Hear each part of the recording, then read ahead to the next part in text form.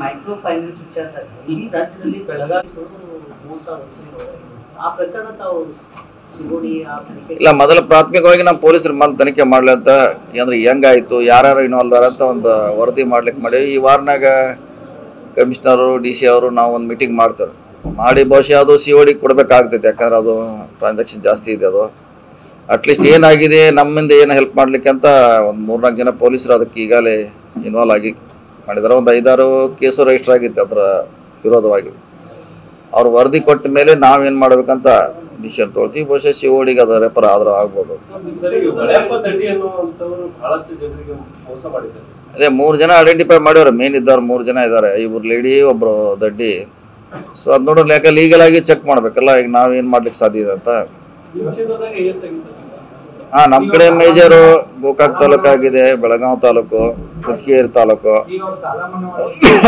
ಆಮ್ಯಾಗೆ ಸೌದತ್ತಿಲಿ ಆಗಿದೆ, ಬಯಲುಗಲ್ದಾಗ ಸ್ವಲ್ಪ ಆಗಿದ್ದಾರೆ.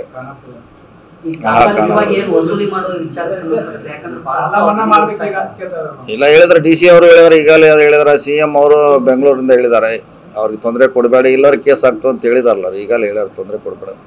ಈಗ ನಿಯಮ ಬಾಹಿರವಾಗಿ ಅವರು ಸಾಲ ಕೊಟ್ಟರು ಸರ್, ಅಂದ್ರೆ ಅವ್ರಿಗೆ ಸಾಲ ಮರುಪಾವತಿಯ ತಾಕತ್ತಿದೆ ಇಲ್ಲ ಅನ್ನೋದನ್ನೇ ಪರಿಗಣಿಸಿದ್ರೆ ಒಬ್ಬೊಬ್ಬರಿಗೆ 4-5 ಸರಿ ಸಾಲ ಕೊಟ್ಟಿದ್ದಾರೆ. ಅದೇ ಈಗ ನಾವು ಪೊಲೀಸರಿಗೆ ಕೆಲಸ ಹಚ್ಚಿದ್ದು ಅದೇ ರೀ, ಯಾರ್ಯಾರ ಹತ್ರವಾಗ ಲ್ಯಾಪ್ಸಸ್ ಇದೆ, ಸಮಸ್ಯೆ ಯಾರ್ದಿದೆ, ಸ್ವಲ್ಪ ನಮಗೂ ಮಾಹಿತಿ ಸಿಕ್ಕಾಗಿ ನಮ್ಮ ಹಂತಾಗ ಮಾಡ್ಬೇಕು, ಇಲ್ಲ ಬೆಂಗಳೂರಿಗೆ ಅದನ್ನ ಕೇಸ್ ವರ್ಗಾವಣೆ ಮಾಡ್ಬೇಕಂತ ಈ ವಾರನಾಗ ಮೀಟಿಂಗ್ ಮಾಡ್ತಾರೆ. ಮತ್ತೆ ರಿಸೀವ್ ಮಾಡ್ಲಿಕ್ಕೆ ಇವ್ರಿಗೆ ಒಂದು ಸಿಂಗಲ್ ವಿಂಡೋ ಇದು ಸಿಸ್ಟಮ್ ಮಾಡಿದ್ರೆ ಇಲ್ಲ, ಡೈರೆಕ್ಟ್ಲಿ ಬಟ್ ಕಂಪ್ಲೇಂಟ್ ಕೊಡಲ್ಲ, ಅದು ಒಂದು ಜನರಲ್ ಆಗಿ ಆಗುತ್ತೆ, ಇಂಡಿವಿಜುವಲ್ ಕಂಪ್ಲೇಂಟ್ಸ್ ಹೋಗಲ್ಲ.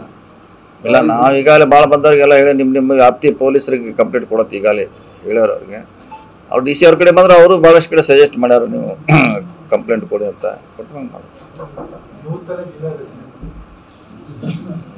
ಇನ್ನೂ ಟೈಮ್ ಇರಲ್ಲ, 3 ವರ್ಷ ಟೈಮ್ ಇದೆ, ನೋಡೋಣ.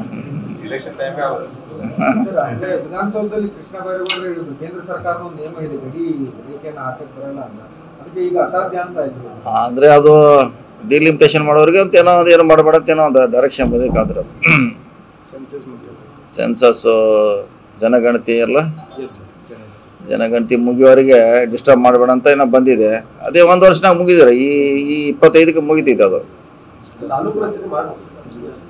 ಯಾವ್ದು ಮಾಡಕ್ಕೆ ಅದು ಬಂದು ಮಾಡ್ಬೇಡ ಅಂತ ಹೇಳಿದ್ರೆ ಈ ವರ್ಷ 25ಕ್ಕೆ ಮುಗಿಸ್ತಾರ ಅವ್ರು, ಮುಂದಿನ ವರ್ಷ ಖಾಲಿ ಆಗ್ತಾರೆ ನೋಡೋಣ.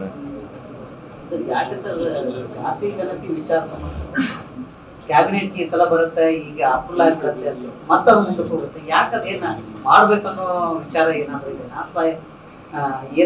ಗೊತ್ತಿಲ್ಲ, ನಮ್ಗೆ ಗೊತ್ತಿಲ್ಲ. ಮೊನ್ನೆ ಬರ್ಬೇಕಾಯ್ತ್ರಿ ಹಿಂದಿನ ಇದ್ರೊಳಗೆ. ಇನ್ನು 30 ಇದೆ ಕ್ಯಾಬಿನೆಟ್, ಅವಾಗ ಏನ ಮಾಡ್ತಾರ ಗೊತ್ತಿಲ್ಲ, ಅಲ್ಲಿ ಹೋದ್ಮೇಲೆ ನೋಡ್ಬೇಕು.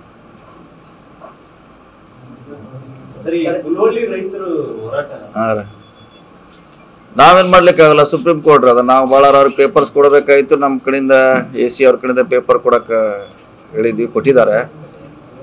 ಯಾಕಂದ್ರೆ ಅದು ವರ್ಸಸ್ ಪ್ರೈವೇಟ್ ಪಾರ್ಟಿ ವರ್ಸಸ್ ರೈತರು, ಅವ್ರ ಮಧ್ಯೆ ಜಗಳ. ಅದು ನಮಗೂ ಸರ್ಕಾರಕ್ಕೂ ಇಲ್ಲ. ನಾವು ಭಾಳ ರೈತರ ಪರವಾಗಿ ಸಹಾನುಭೂತಿ ತೋರಿಸ್ಬೋದು. ಅವ್ರಿಗೆ ಬೇಕಾದಂಥ ಪೇಪರ್ಸ್ ಈಗಾಗಲೇ ಕೊಟ್ಟಿದ್ರು, ಅವ್ರು ಏನು ಕೇಳಿದ್ರು ಕೊಟ್ಟಿದ್ರು. ಕೃಷ್ಣಾ ನದಿಗೆ ಅಡ್ಲಾಗಿ ಮಾಜರಿ ನದಿ ಕಡೆ ಒಂದು ಬ್ರಿಡ್ಜ್ ಕಮ್ ಬಾಂಧರ್ ಕಟ್ಟಿದ್ದು ಒಂದೇ ವರ್ಷಕ್ಕೆ ಕಿತ್ಕೊಂಡು ಹೋಗಿದೆ. ಇಲ್ಲ, ಗೊತ್ತಿಲ್ಲ ನನಗೆ, ಅದ್ರ ಬಗ್ಗೆ ಐಡಿಯಾ ಇಲ್ಲ, ಕೇಳ್ತೀನಿ.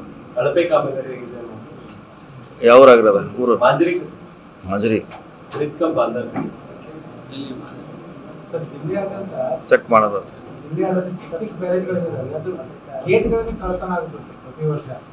ಅದಕ್ಕೆ ಪರಿಹಾರ ಇಲ್ಲ, ಏನ್ ಮಾಡೋದು? ಗೇಟ್ ಕಳ್ತ ಪಾಪ ಏನ್ ಮಾಡೋದು? ಏನು